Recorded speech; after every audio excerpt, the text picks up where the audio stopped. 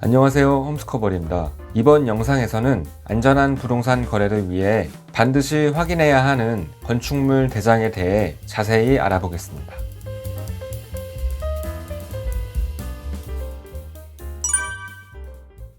건축물 대장은 건축물의 정보를 정리해둔 문서입니다. 부동산 계약을 진행할 땐 이 건축물 대장을 꼭 확인해 봐야 합니다. 건축물 대장은 이렇게 생겼는데요. 보시는 것처럼 건축물의 주소, 면적, 용도, 층수와 같은 건축물의 기본적인 정보들을 건축물 대장을 통해서 확인할 수 있습니다.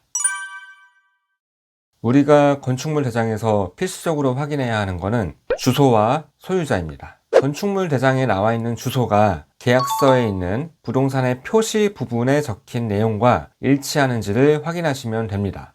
내가 계약할 집이 다가구, 다중주택과 같은 단독주택이라면 지번이 일치하는지만 확인하시면 됩니다. 반면 내가 계약할 집이 아파트, 오피스텔, 다세대 주택과 같은 공동주택이라면 지번뿐만 아니라 호수까지 정확히 일치하는지 확인해야 합니다. 그리고 소유자 현황도 확인해 봐야 합니다. 건축물 대장에 나와 있는 소유자가 등기부 등본에 나와 있는 소유자와 일치하는지 확인하시면 됩니다.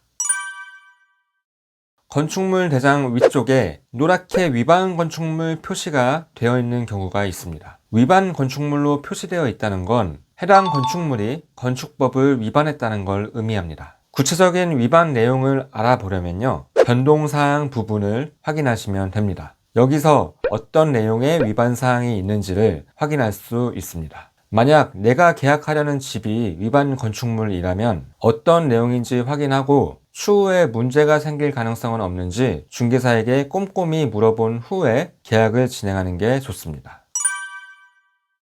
처음 건물을 지을 땐 상가와 사무실과 같은 근린생활시설로 허가를 받아놓고 나중에 내부를 주택처럼 꾸며서 세입자를 구하는 경우도 있습니다. 이렇게 상가나 사무실을 주택으로 불법 개조하는 걸 불법 용도 변경이라고 합니다. 내가 계약하려는 집이 불법 용도 변경이 되었는지도 건축물 대장을 통해서 확인해 볼 수 있습니다. 내가 계약하려는 집이 1층에 103호라면 1층의 용도를 확인하시면 됩니다. 해당 층의 용도가 주택이 아니라 근린생활시설이라면 상가를 주택으로 불법 개조한 거라고 보시면 됩니다. 근린생활시설이라고 해도 세입자가 주택으로 사용하고 있다면 전입신고와 확정일자를 받을 수 있고요, 임대차 보호법의 보호를 받을 수 있습니다. 그러나 근린생활시설은 전세자금 대출과 보증보험 가입이 불가능해요. 그렇기 때문에 전세로는 절대 계약하지 않는 게 좋습니다. 만약 어쩔 수 없이 계약을 진행해야 한다면 보증금이 적은 월세로 계약하시는 게 좋습니다.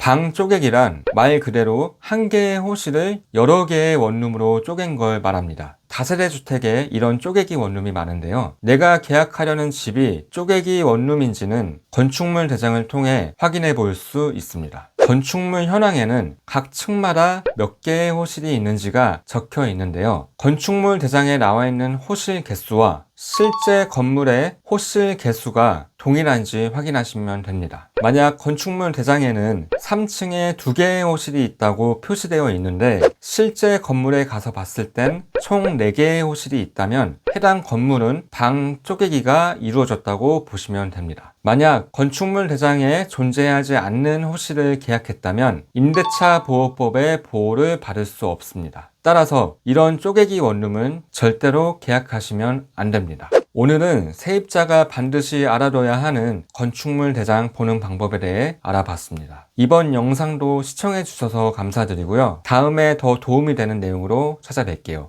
감사합니다.